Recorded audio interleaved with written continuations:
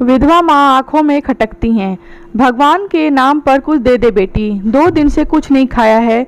विभा की नज़र उस बूढ़ी जब अम्मा पर पड़ी तो वो सिहर गई। इस उम्र में भी उनको भीख मांगनी पड़ रही है। वो अपना पर्स खोलती कि इससे पहले ट्रेन चल पड़ी। लोकल ट्रेन से रोज इसी रास्ते से अपने ऑफिस जाती है, तो स्टेशन पर काफ़ी भीख मांगने वाले रहते हैं, पर इस बूढ़ी अम्मा को देखकर उसे विश्वास नहीं होता कि ये भिखारिन है। पर जब भूख बर्दाश्त न हो और पास में खाने के लिए नहीं हो तो कोई दूसरा चारा नजर नहीं आता। विभा पूरे रास्ते उस बूढ़ी अम्मा के बारे में सोचती रही और दिन भर ऑफिस में पूरा हो गया। शाम को जब वह लौटी तो स्टेशन पर फिर से वही दिखाई दी। बिना उनके पास गई तो उनके आंखों बुझी थी। यूँ लग रहा था जैसे जीने की कोई उम्मीद नहीं बची हो, बस जिंदगी काटनी है इसीलिए जीना है। उम्र करीब 80 साल, चेहरे पर अनुभव की झुर्रियाँ, गेली कुली गाड़ी पर, इन सब के हटकर वो कुछ अलग लग रही थी। किसी अच्छे घर की महिला ही नजर आ रही थी। पता नहीं कौन सी ऐसी मजबूरी है। विभा ने वहीं खाने बेचने वाले से एक प्लेट ले ली जिसमें 4 पूड़ी और आलू की सब्जी थी। साथ ही उसने एक पैकेट छाछ भी ले ली ताकि गले में तरावट हो जाए। अम्मा, ये खाना खा लो और छाछ भी पी लेना, पेट भर जाएगा। खाना देखते ही उसकी आंखें चमक गईं। उन्होंने आशीर्वाद दिया और खाने लगी। विभा आगे कुछ पूछती कि विनीत का फ़ोन आ गया। कहा वो अब तक तो घर आ जाती है पर वो बड़ा समय लग गया। हाँ हाँ आ रही हूँ बताती हुई विभा घर की ओर चल दी। तुम भी ना विभा, स्टेशन पर तो कितने भी भिखारी होते हैं, रोज कितनों की खाना बांटोगी। आज दोगी तो कल भी मांगेंगे, फिर इन लोगों को रोज मांगने की आदत हो जाती है। काम धाम तो कुछ ये करते नहीं है, बस मुफ्त की रोटियां ही तोड़ते हैं। विनीत ने स्वर में कहा। नहीं विनीत, ये आम भिखारिन की तरह नहीं थी, जरूर कोई मजबूरी होगी इनकी। लाचार लग रही थी, तुमको भी देखकर दया आ जाती। कल अम्मा से बात करूंगी। कल तो संडे है, कल क्यों जाओगी? तभी तो कल जाऊंगी ना, ऑफिस जाने की जल्दी नहीं होगी और ना ही घर आने की।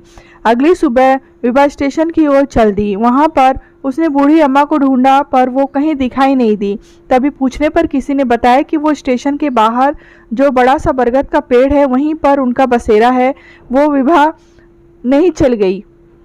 बरगद के पेड़ के नीचे वो लेटी हुई। अम्मा के नाश्ता लाई हूँ, आज आप अंदर नहीं आई बिटिया, तबीयत ठीक नहीं लग रही थी। हाथ पैर भी जवाब दे चुके हैं। अभी इस उम्र में कोई भी काम नहीं होता तो भीख मांगकर ही काम चला लेती हूँ।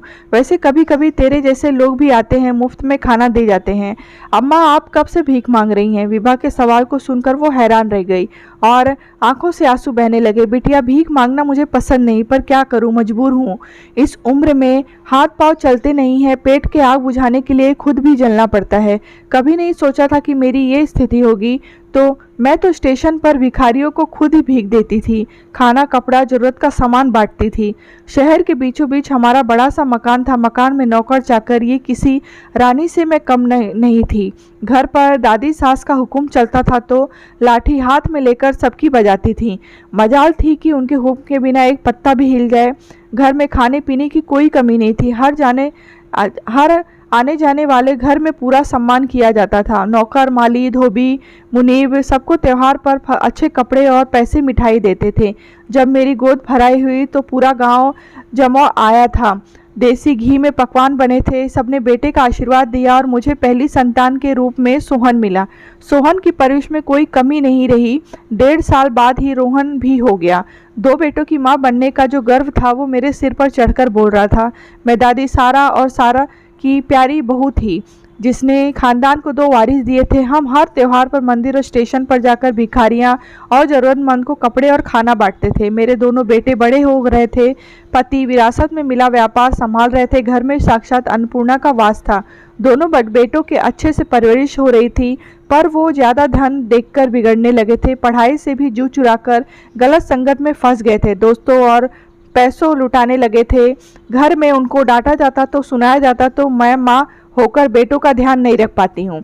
दादा दादी सास पोतों की चिंता करते करते चली गई और ससुर का संसार से मन उठ गया। वो धार्मिक स्थल में जाकर रहने लगे। हमने समझाया कि दोनों की शादी तो कर जाओ, पर वो बोले पोत बहू आए तो मुंह दिखाने आ जाना। अब इतने बड़े घर में हम 4 लोग रह गए थे। अब पहले की तरह घर में कोई आता जाता भी नहीं था। बेटे बड़े हो गए तो उनकी शादी की चिंता होने लगी। घर का व्यापार था पर अकेले मेरे पति संभालते थे। सोचा था बेटे हैं तो व्यापार अच्छा चलेगा, पर बेटों को अपनी आवारागर्दी से ही फुर्सत नहीं मिल रही थी। गलत संगत में फंस कर जुए और शराब में धन लुटाए जा रहे थे, और जो लोग पति के साथ व्यापार में जुड़े थे वो भी छल कपट करके धन बना रहे थे। शादी की उम्र निकली जा रही थी। हमने तय किया कि शादी कर देंगे, ताकि हो सकता है बेटे शादी के बाद सुधर जाएं। परिवार का बड़ा नाम था। आखिर दोनों की शादी तय हो गई। एक साथ ही घर में दो बहुएं आ गईं। अब लग रहा था कि लक्ष्मी घर आई तो घर की स्थिति सुधर जाएगी। गरीब घरों में बेटियां लाए थे, पर वो तो हमारे लिए ही सिर चढ़ गईं। इतना धन देखकर दोनों ही लालच आ गया और फालतू खर्च करने लगी। पहले तो हम बेटों से ही परेशान थे, अब बहुओं से भी नकचढ़ी आ गई थी। वो भी अय्याशी से कम नहीं थी। महंगे कपड़े जेवर खरीदने और सैर सपाट में लगी रहती थी।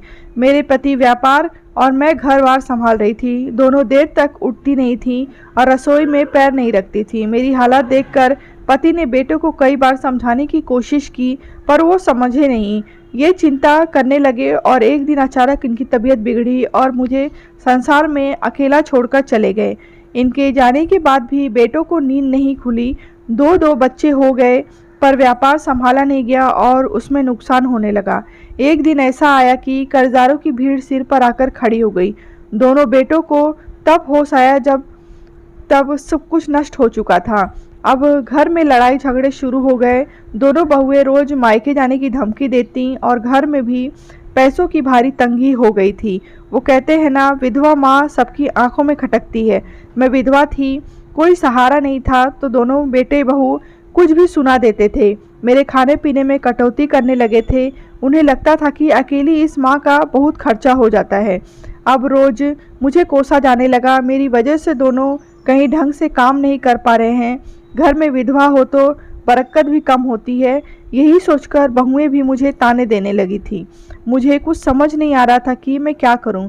एक दिन सोहन बोला, माँ आपको तीर्थ स्थल की यात्रा करवा लाता हूँ, हो सकता है कुछ पुण्य मिले और हमारे घर की स्थिति सुधर जाए।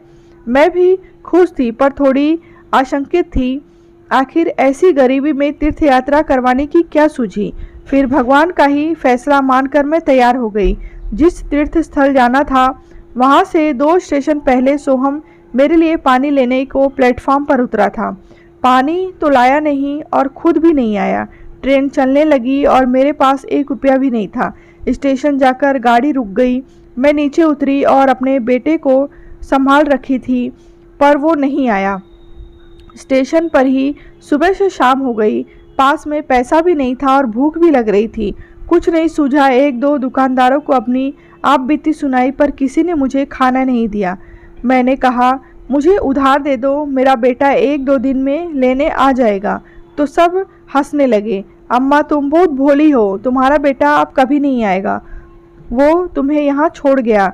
तुम्हारे साथ रहना उसको भारी लग रहा था। मुझे विश्वास नहीं हुआ।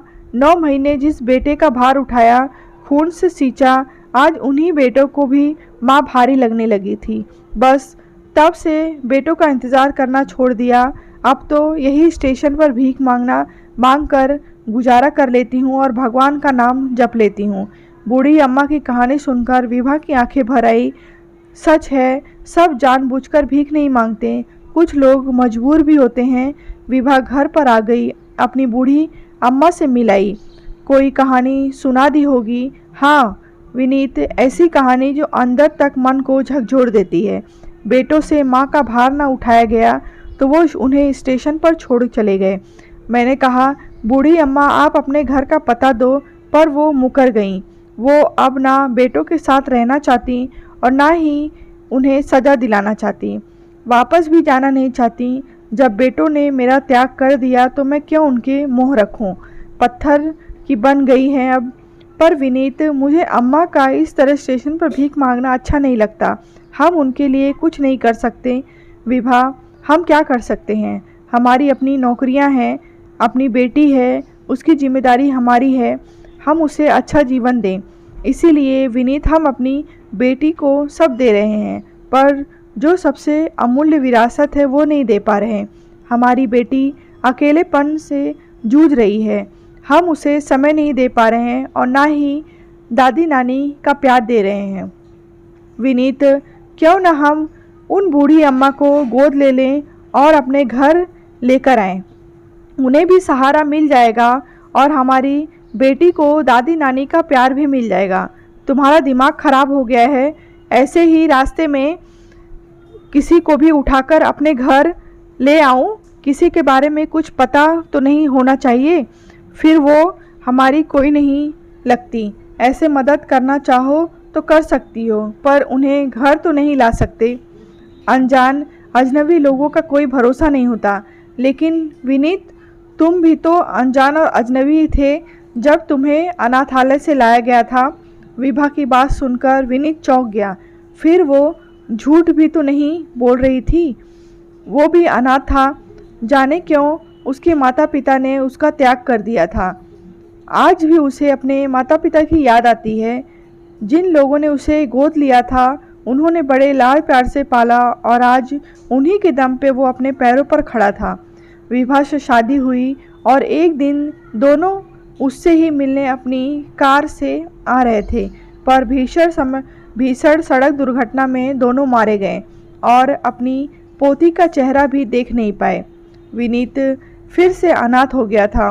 ये तो विभा ने उसे संभाला और हर कदम पर उसका साथ दिया। मुझे माफ़ कर दो विभा, कल हम सुबह ही उन अम्मा के पास चलेंगे और उन्हें घर पर ले आएंगे। रात को विभा बहुत खुश थी। उसने अपनी बेटी को भी बताया कि कल दादी को लेकर घर पर आएंगे। सुबह उठकर तीनों ही स्टेशन चल दिए।